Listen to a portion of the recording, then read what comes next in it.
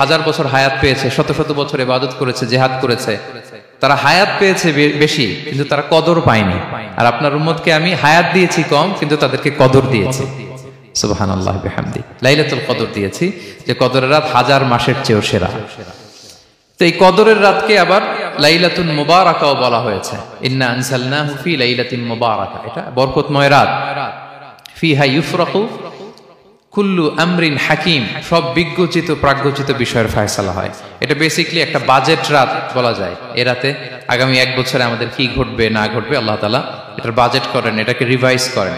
So এই রাতটা অনেক গুরুত্বপূর্ণ। তো এই কদরের রাত এটা কবে,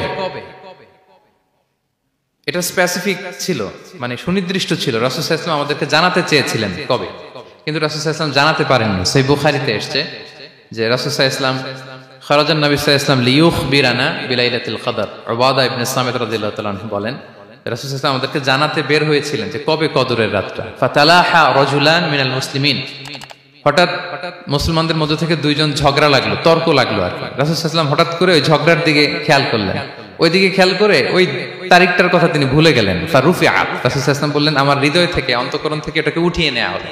এখন আমি মনেই করতে পারছি না এটা কি 23 না 25 না 27 না 29, আমি মনে করতে পারছি না।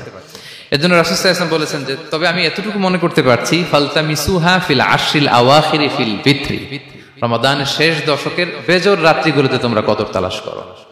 বেজর রাতে যদি তোমরা কদর তালাশ করো তাহলে এই কদর সুনিশ্চিতভাবে তোমরা